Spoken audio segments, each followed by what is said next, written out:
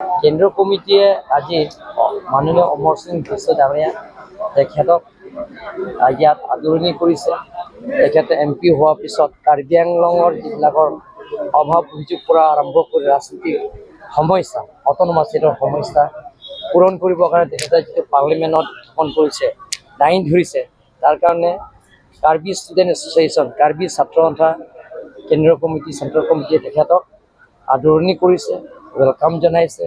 গতিকে আজি এই সভা মই অংশগ্ৰহণ কৰিছোঁ আৰু সেইটো তেখেতৰ নিৰ্বাচনৰ আগে আগে ৰাইজক প্ৰতিশ্ৰুতি দিছে যে কাৰ্বি আংলঙৰ যিমানখিনি সমস্যা, কেন্দ্ৰৰ পৰা যিটো পাবলগীয়া সমস্যাবিলাকত যিমান পাৰোঁ সেই সমস্যা পূৰণ কৰিবৰ কাৰণে মই চেষ্টা কৰিম বুলি কৈছে তেখেতে।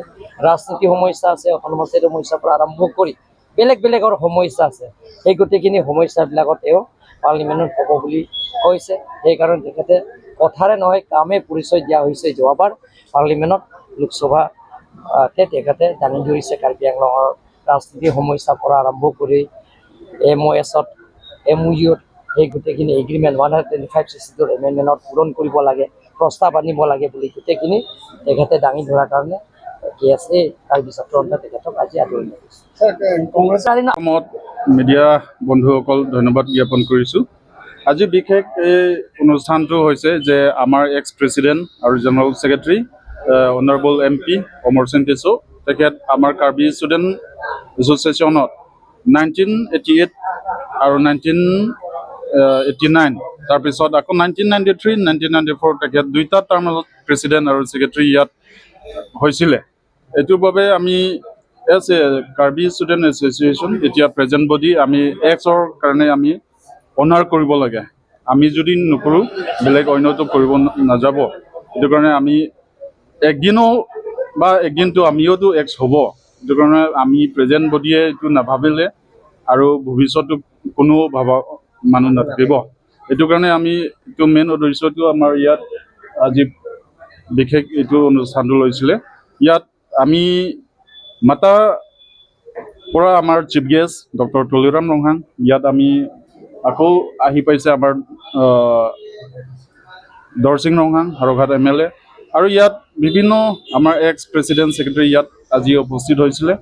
আৰু মাতাৰ পৰা আমাৰ ইয়াত আহিব পৰা নাছিলে আমাৰ বিদা সিং ইংলেং, তেখেতেও আমাৰ এক্স জেনেৰেল ছেক্ৰেটাৰী আছিলে। আৰু আমাৰ DC বাইদেউ মেম এক্স ভাইচ প্ৰেছিডেণ্ট আছিলে, তেখেত আজিও আহিব পৰা নাই। কিন্তু আমি অফিচিয়েল বা ৰেচিডেণ্ট হওক তাত গৈ আমি এইটো অনাৰটো দিব খুজিছোঁ।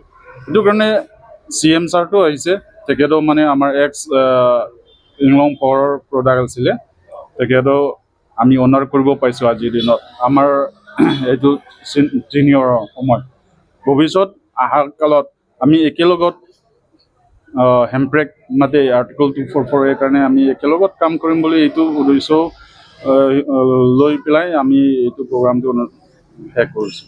আৰু ছাত্ৰ সন্থা বিশেষবোৰ কাৰ্যসূচী লৈ হয়, এইটোতো এবাৰ ৱেষ্ট কাৰ্বি আংলং ছায়েন্সৰ ষ্ট্ৰীম ক্ষেত্ৰত অসমৰ পৰা 1 নম্বৰ আহি পাইছে। এইটো বহুত সুখৰ কথা। সেইটো কাৰণে আমি ক'ব বিচাৰিছোঁ যিমানখিনি আগত হৈছিলে আমাৰ কাৰ্বি আংলং, ৱেষ্ট কাৰ্বি আংলং এই কেতিয়াবা আপ ডাউন হৈ থাকে, ঠিক এনেকুৱা সময় আমি সদায় Karbi Anglong autonomous council, education department আৰু আমাৰ কাৰ্বি ছাত্ৰ সন্থা সদায় একগোট হৈ পেলাই মানে আগুৱাই ল'বলৈ মানে চেষ্টা কৰি থাকোঁ। এইটো সময় আমি ছাৰ্ভেটো সদায় কৰি থাকোঁ, ক'ত মানে কি হৈ আছে। এডুকেশ্যন ক্ষেত্ৰত মানে ফাউণ্ডেশ্যন পৰা ভাল নহ'লে মেট্ৰিক হায়াৰ ছেকেণ্ডেৰীটো ভাল নহ'ব, যিটো চবেই জানে। সেইটো কাৰণে মেইনলি আমি ফ'কাছ কৰোঁ যে LP ছেকশ্যনত ফাউণ্ডেশ্যন যিখিনি বেয়া হৈ আছে, তাত স্কুল কি প্ৰব্লেম হৈ আছে, ইনফ্ৰাষ্ট্ৰাকচাৰ, স্কুল বিল্ডিং নাই বা ডেস্ক বেঞ্চ নাই, তাতে টিচাৰ শ্বৰ্টেজ হৈ আছে নেকি, এইবিলাক আমি ছাৰ্ভে কৰি আছোঁ।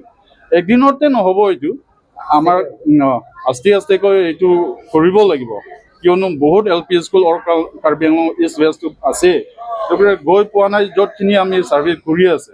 সেইটো কাৰণে আমি আলোচনা কৰিছে যে আমাৰ MPও মানে বছৰত মানে 5টা স্কুল নিচিনা তাৰ স্কিমৰ পৰা য'তখিনি ডেস্ক বেঞ্চ নাই তাতে পইণ্ট নামটো দিয়ক স্কুল নাম সিও আমাক সহায় কৰিব ঠিক তেনেদৰে আমাৰ CM ছাৰো কমিটমেণ্ট কৰিছে যাতে যেন আমাৰ ফাউণ্ডেশ্যন পৰা বেয়া হ'লেতো আগত লৈতো মেট্ৰিক বা হায়াৰ ছেকেণ্ডেৰীটো ভাল নহ'ব বুলি এই প্ৰাইমেৰী লেভেলত ভাল হ'বলৈ কাৰণে আমি একেলগত কাম কৰিম বুলি একটা কমিটমেণ্ট আছে যিকোনো খবৰৰ বাবে যোগাযোগ কৰক 7099017330 লগতে 7099017110 নম্বৰত